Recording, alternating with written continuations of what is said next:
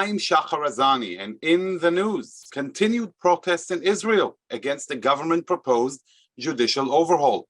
Thousands of anti-government protesters massed this week at Israel's Ben Gurion International Airport and blocked streets with large rallies in Tel Aviv and in other cities across the country as nationwide demonstrations erupted in response to the government advancing part of its judicial overhaul legislation.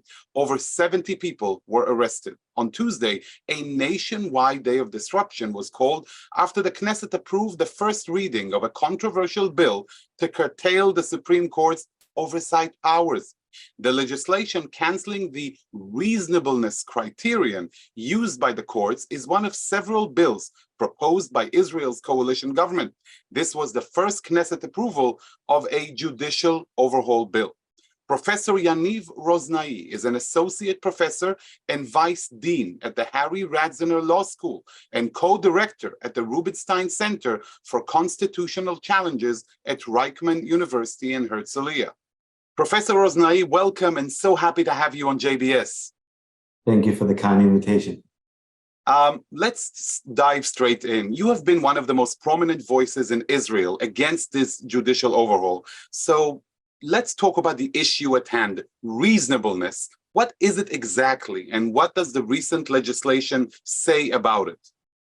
So I think perhaps before we go into the reasonableness doctrine, it's important to say that this proposal of abolishing the reasonableness doctrine in administrative review was originally one aspect of a much larger package of proposed reforms. And I think that this is one of the problems nowadays in Israel, because the Israeli people, at least those who protest in the street, do not look at the reasonableness doctrine, whatever this means, on its own in isolation, but they regard it as one segment, one increment in a long list of probably steps that will arrive in the future. So I think it's very important to keep that in mind in our debates. Now, what the reasonableness doctrine means is very basically that every governmental official in Israel, be it a minister, the prime minister, the cabinet as an organ, a municipality, they all have to consider the proper considerations before making a decision and giving them proper weight. That's, in a nutshell, the reasonableness doctrine in administrative review.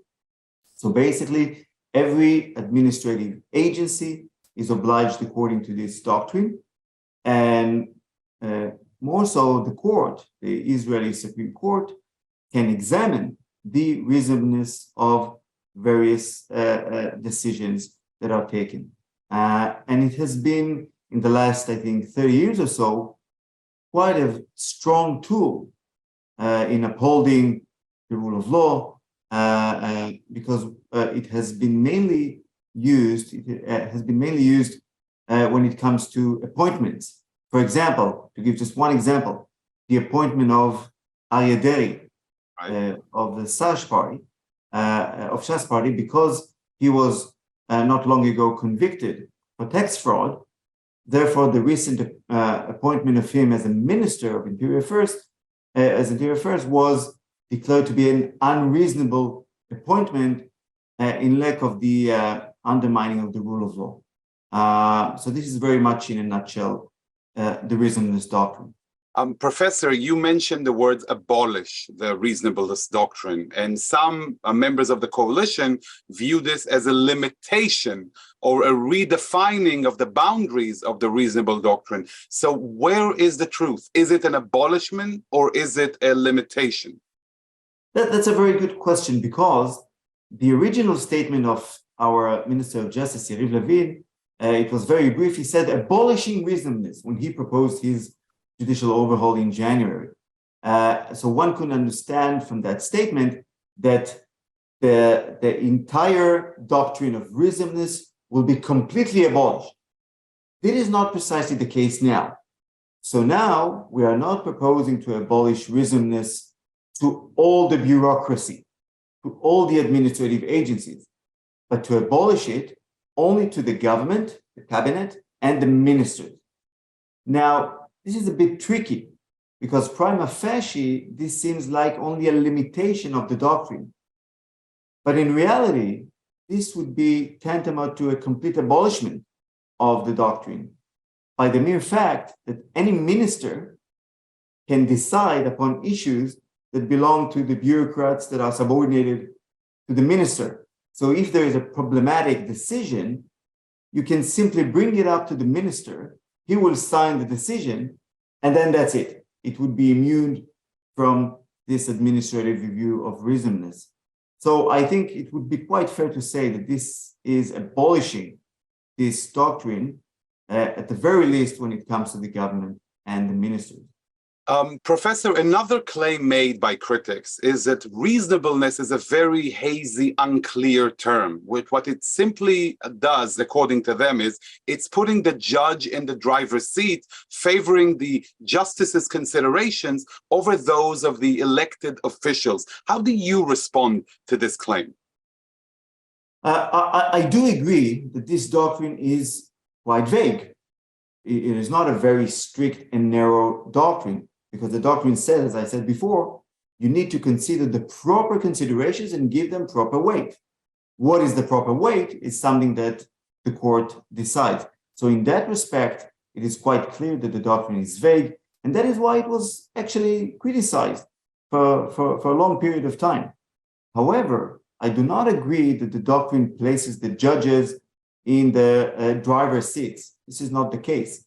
It is more that it puts the judges in the, in the red light position.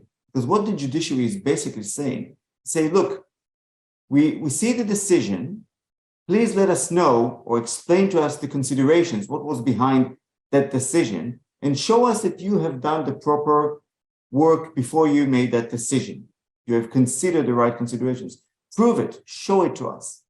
And in that respect, the heavy lifting of the doctrine is not in the court decision-making.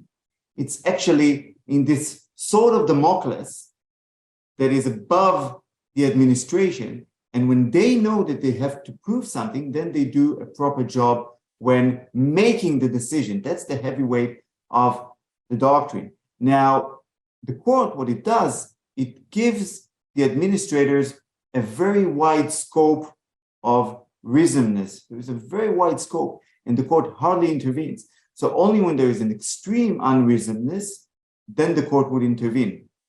And I think this claim here that I'm making, it is quite visible empirically. Because right. if you examine the cases in which the court has intervened, I was about to ask you just that. On claims of unreasonableness, right, they are sparse. So in percentage, we're talking about 2 or 3% of those actions that are challenged in court, which is a very low number of interventions. But it's not just a matter of quantity, how much the court intervenes. It's also a matter of quality. The court hardly intervenes in the big issues at the macro level. Usually it is in the micro level, things that affect the individuals. So to give, I don't know, 1 or 2 examples.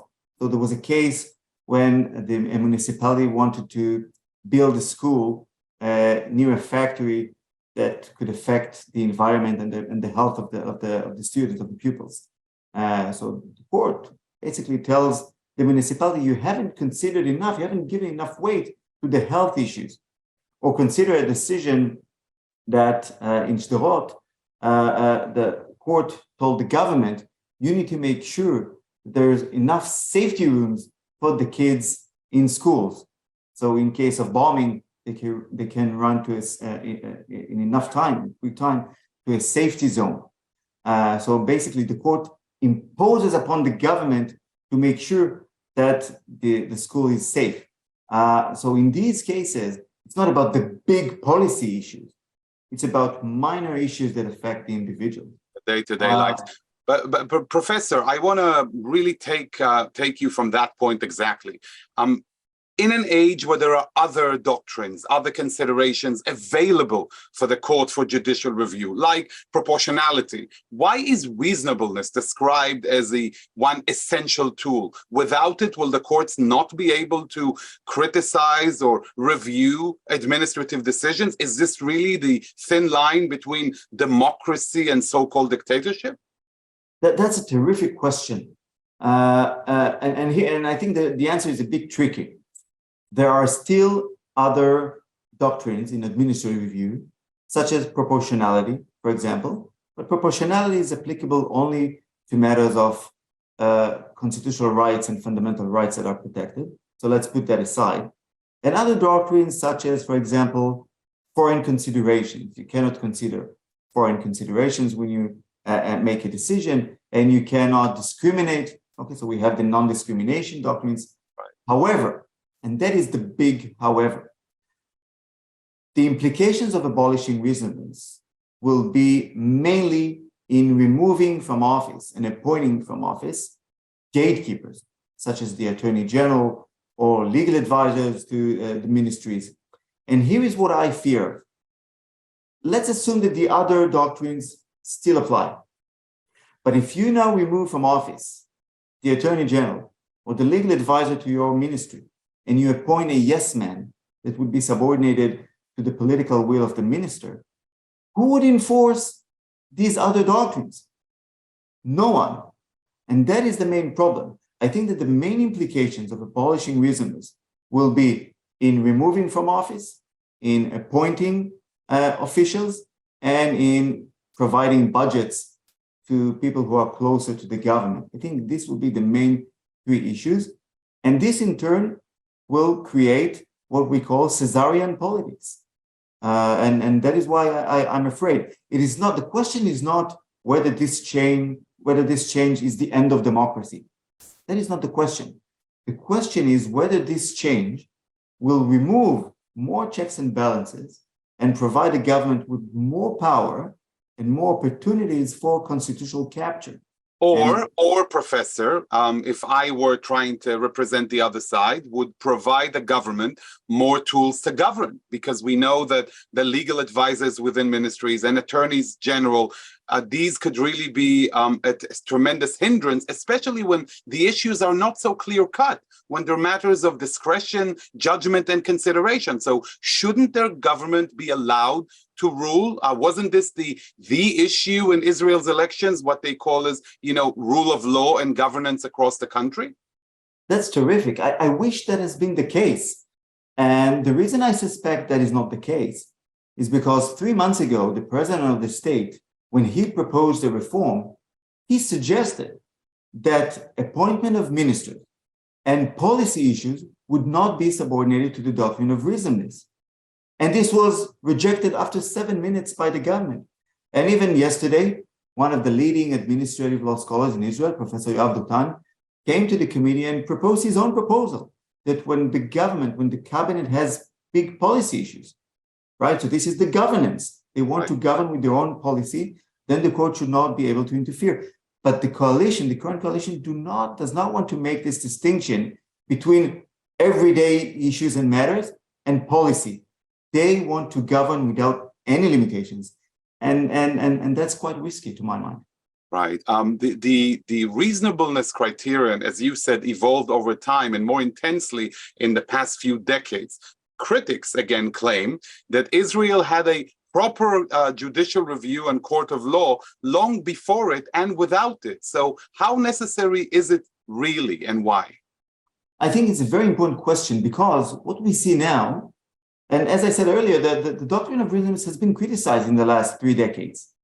However, what is now on the table is not going back to the, 1980s, to the earlier reasonableness doctrine, which was really, an extreme arbitrary decision-making that the court can intervene, but completely abolishing when it comes to ministers and the cabinet. So we're not even going back to the early and very good days of the 1980s, but this would be going back before to the 1950s, because this would be completely abolishing administrative review when it comes to reasonableness. So I don't even see how these claims against the broadening of the doctrine in the last few years, how is it manifested in the current proposals? It is not. You know, the Prime Minister Netanyahu referenced in recent videos the support of one Supreme Court Justice, Noam Solberg, of the idea behind this legislation. So I want to ask you a question that might be in the minds of so many of our viewers now. How could an idea endorsed, or the idea itself, the principle, by a Supreme Court justice in Israel be considered, you know, on the verge of, you know, losing democracy or dictatorship? Shouldn't the issue just be a discussion among jurists rather than what we're seeing now? That's spot on, because you see, when the Prime Minister himself, he calls this proposal Solbergismness, right? He needs this labeling to bring support to the decision. Now, it is true that Justice Solberg, he gave a speech, and later on this speech was published as an article in a magazine called Hashiloach. And in this article, Justice Solberg proposes this distinction between elected officials and non-elected officials, and in which he claims that there is a very strong rationale in applying broad reasonableness to the unelected officials, but not to elected officials. So basically making this distinction. However, two important disclaimers here. One is that Justice Solberg never suggested that the legislator, through a constitutional amendment, would limit the discretion of the judiciary.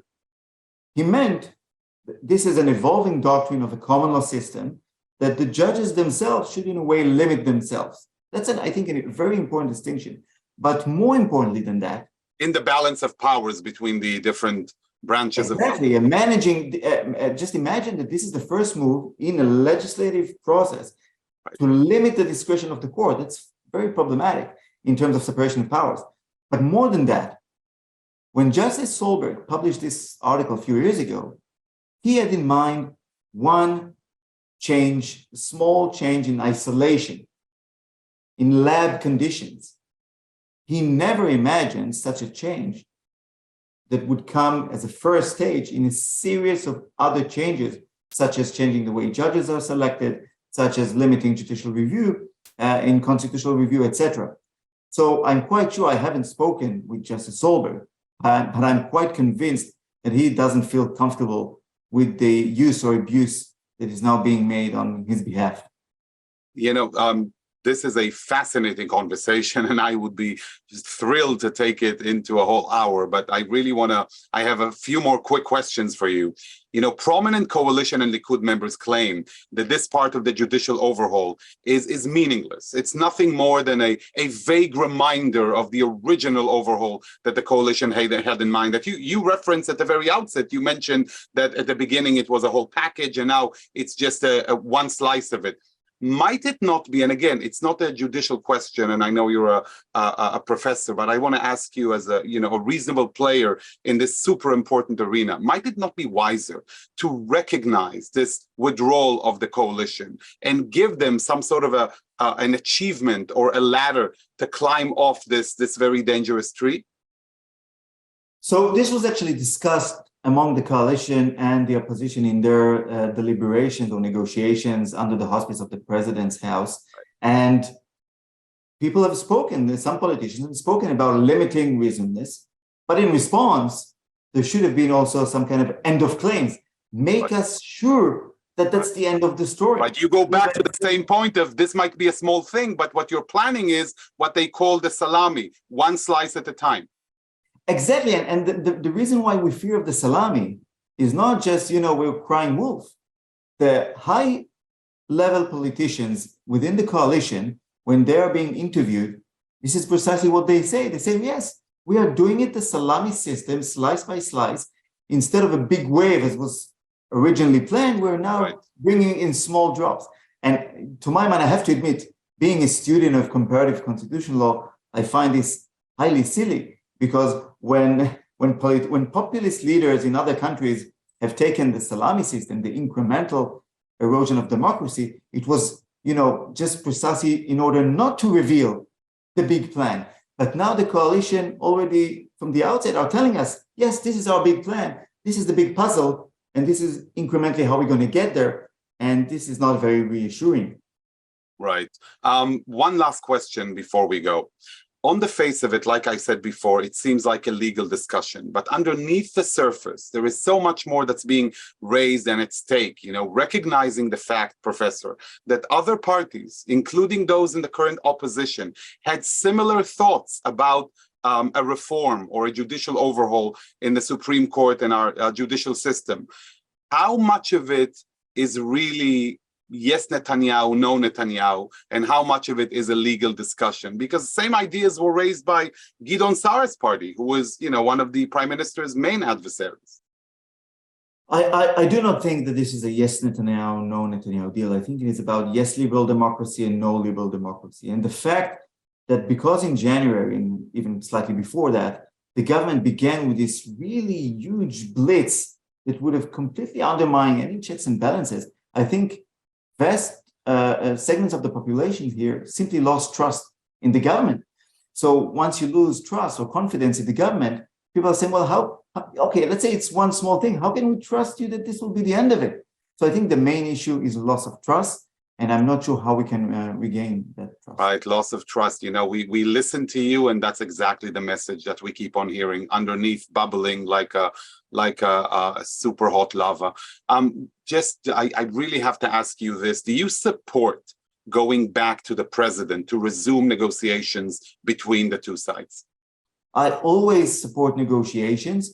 I mean, my aspiration originally was to put this reform aside and to sit together, coalition opposition, in a transparent and open process and try to make this constitutional crisis a real constitutional moment, right, in which the Israeli democratic system can get, as a winner out of this process, that we can get a better constitutional order out of it. Because, and I have to mention that if we have American listeners here, yes, I have to mention that Israeli constitutional order, if you compare it to other liberal democracies in the world, it is extremely an unstable system. If you look at all the other countries and take the US has a rigid constitution, right, where we have, two houses within the legislature. It's a federal system. Other countries in Europe are subordinated to the European Court of Human Rights or to the EU. We have none of these mechanisms of checks and balances. We have already a very strong executive that controls the legislature. So in these opening conditions, to bring more power to the executive, this would be a very high risk to our democratic order. Professor Roznai, thank you so much for enlightening us with this very important information about the discussion taking place in Israel. This has been wonderful listening to you, and we look forward to hearing more from you in the future and hopefully for a peaceful resolution. Thank you very much. Thank you. Sara Haetzni-Cohen is the head of the grassroots My Israel organization, a leading political commentator in Israel and a social activist. She's joining us today all the way from Israel. Sara, welcome, and thank you for joining us on JBS. All the way from Jerusalem. Thank you for having me. All the way from Jerusalem. So let's dive straight to it. The reasonableness clause and the Knesset passing the first part of the legislation. One of the claims against it is that the sole purpose of this legislation is to get rid of the various administrative officials who may not be the yes men of this government, such as the Attorney General appointed by the previous government, without any need to provide justification or reason for it. How do you respond to this claim? Well, it has nothing to do with it. I mean, the reform that was represented at the beginning by Yariv Levin, the minister Yariv Levin, it included 4 parts. One of them was the part that we're now talking about, and this is the current volcano, and it has nothing to do with the rest. I mean, with what you just said. Actually, it's the most minor part of the whole reform that was represented a few months ago. It's the little thing of that is represented now. That what they're trying to pass is the meaningless from all 4 parts of the reform. I spoke earlier today with Professor Yaniv Roznai, who opposes, of course, the reform and all parts of it. And one of the claims that he made was that, true, this might be a small part, but this is part of the what he called the salami, slice by slice passage. Rather than coming with the entire reform, let's pass the reasonable clause, and then let's move on to the other items on the agenda. And this is how the protesters view this move by the government. How do you view it, Sara? Is this the case? Is this the first slice of many? So I want to share with you how it looks like, okay? So at the beginning, when Minister Yariv Levin represented the whole reform, the whole package, they said, oh my God, this is a blitz, it's too much. Right. You're ruining the democracy because you also want to choose the judges, and you want to restrict different legal advisors, etc., etc. Right. So they said, okay, it's too much, do it slowly. Let's talk about things. Let's get into, cooperation and negotiation.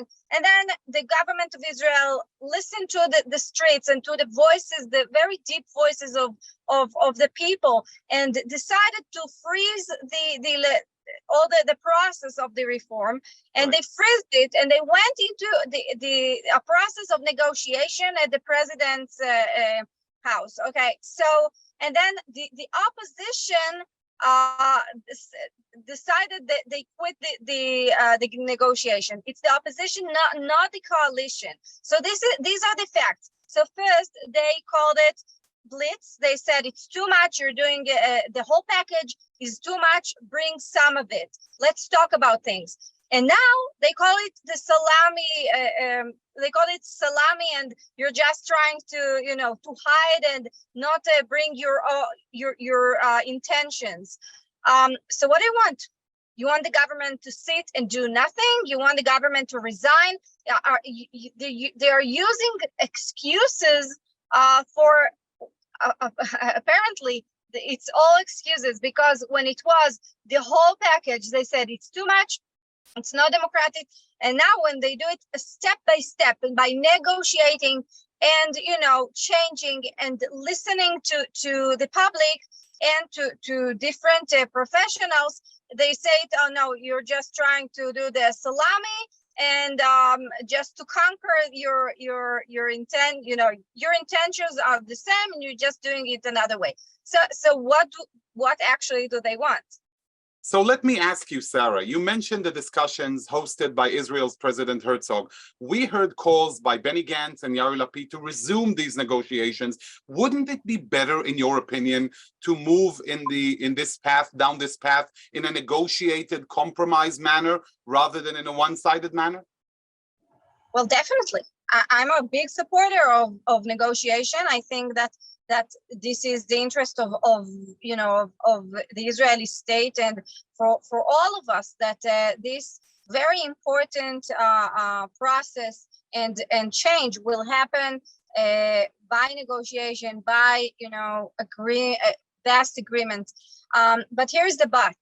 So there were negotiations at the beginning. President Herzog said, "I'm going to bring a plan to the table," and then all eyes of all Israelis, literally, really, our eyes we were looking forward his plan.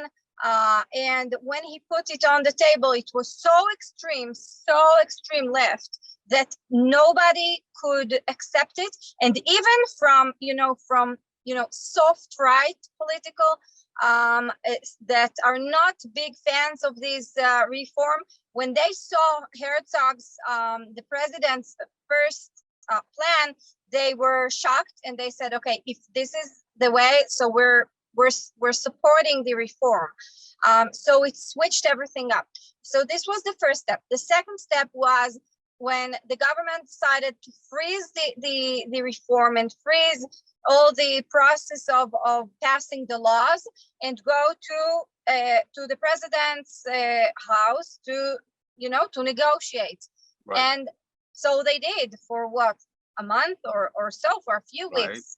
And then we were ever so hopeful that something might come out of it.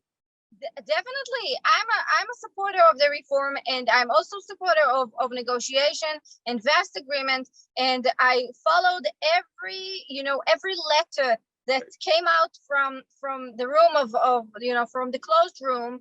But surprise, surprise, the opposition decided one-sided to withdraw and to quit the negotiation, and now they're asking to renew it. So, that's not a game. This is our life. I mean, this is so important. Why did you quit the negotiations? Why did you do it? So assuming, Sara, assuming that they were in the wrong for quitting negotiations, assuming that we accept the position that that was a mistake, whatever it was, regardless of the past, shouldn't we move forward now, immediately go back to the negotiating table for the coalition to hold continued legislation, for the two sides to sit together wherever they want, whether it's under the auspices of the president or someone else, and just reach a compromise, especially in these times, right before Tisha B'Av, and we all know the dire history of our people in this regard? Definitely. I just don't think we need a president for it. Really, these are our leaders. These are they will decide if we'll go on a war or we'll go on in a economic crisis. These are the people who are gonna decide on our future. So can't they just sit and talk between them? The negotiation in the level of faith, of trust of the Israelis in the negotiations that's happening now they're on freeze now, but right. that happened in under the president's house. Right. So the faith and the trust is very low.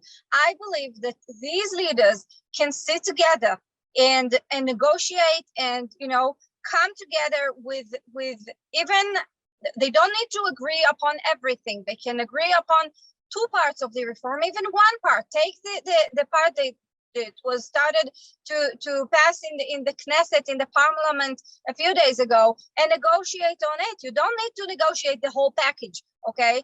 Bring law by law. Let's do it slowly. Let's do it smartly. But they don't. What I get, my impression that it's just excuses, and I'm so sad. I mean, it's such a pity. It's really distressing, because you're right. What we see is a legal discussion on the face of it, but there is so much more underneath, distrust and other issues that have nothing to do with the legalities. But I want to tap into your wisdom as a political commentator and pundit. What, in your opinion, why is this judicial overhaul so important to this coalition that it's willing to face dire economic consequences, international consequences? We're seeing what's happening between the US and Israel, the internal ramifications of everything that's happening within Israeli society as a result of this move. Shouldn't the coalition, which has the power of governance, just put the whole thing on hold and freeze the situation so that it doesn't further deteriorate until a resolution is found? But instead of it, they continue the discussion in the committees in the Knesset, thus antagonizing more and more many members of the public. What do you think? So I'm a supporter of this coalition. I voted for it, and I'm expecting, that this coalition, and especially Yariv Levin, who was elected in the first spot, in the first place in the primaries of the Likud. Who's currently the Minister of Justice leading the reform? Yeah. Yeah. So I expect them to fulfill their promises, and they promised not only in these elections, but also before. And this is we're talking and we're debating this issue, and we're hoping for a change for, I don't know, over a decade. Okay, the political right in Israel is talking about this and emphasizing how important it is to create a change, to fix our judicial system. So Sara, let's focus on what you just said. Why is it so important? Explain to our viewers who are not very, in the mix of all of this in Israel. Why is this so important to the governing coalition? So I'll give you an example.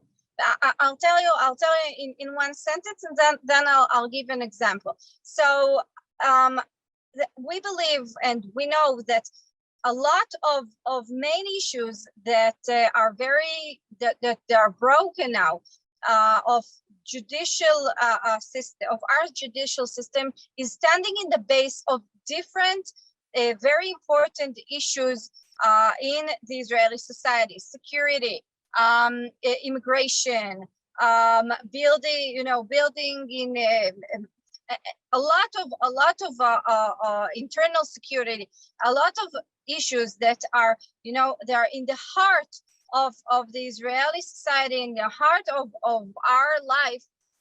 They are including different issues that are stopped by our judicial system. And we believe that in order to promote and in order to get better immigration and better security and better economy, and less bureaucracy, we need to fix different things in our judicial reform. We don't want to break it. We don't want to cancel it. We just want to fix it.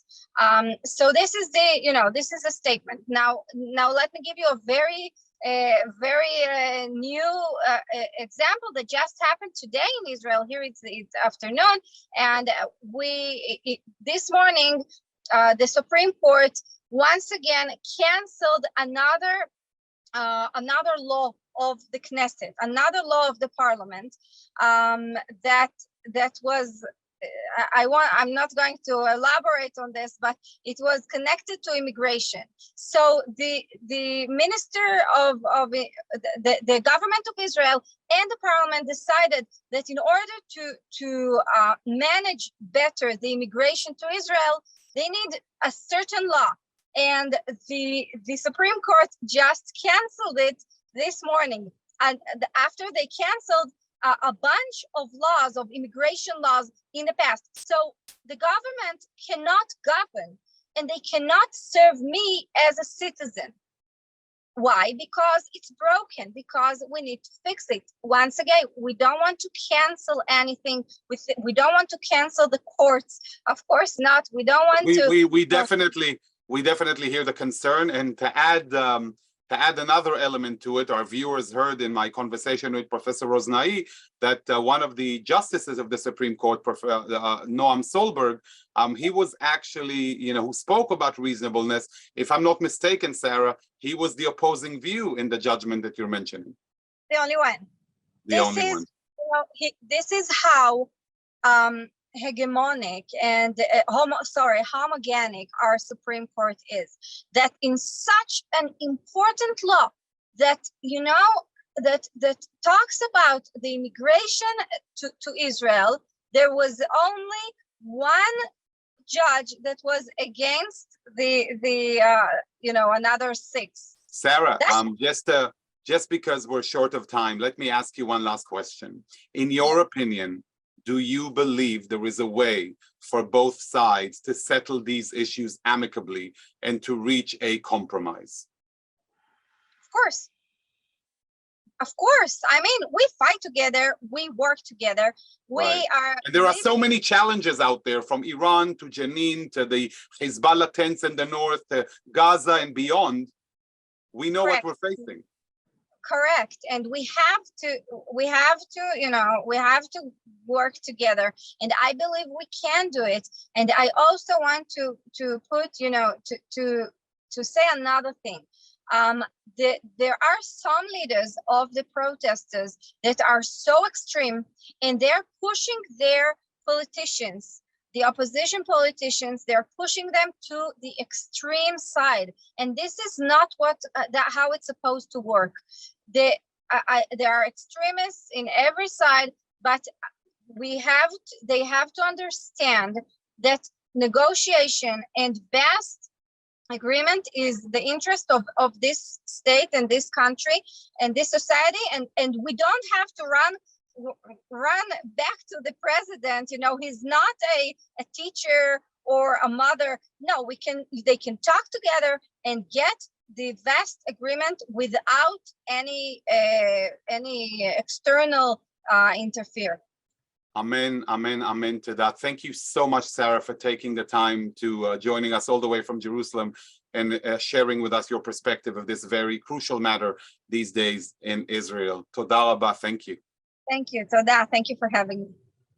Thank you both, Professor Roznai and Sara, for your insights into this controversy that is tearing Israel apart today. In light of Israel's ongoing challenges, we can only hope for quieter times for Israel and for the Jewish people, especially in this period of time just ahead of Tisha B'Av, symbol of the tragic fall of Israel of old, whose consequences we still feel today. May we all learn the lesson. Thank you all for watching, and to all, stay safe and stay healthy. I'd like to thank our director, Sloan Copeland, JBS's acting CEO, Dara Golob, our technical manager, Michael Paley, transmission manager, John McDevitt, and to our wonderful producer of In the News, the one and only Carol Lilienthal. For JBS, I'm Shahar Azani. Until next time, shalom and leitraot.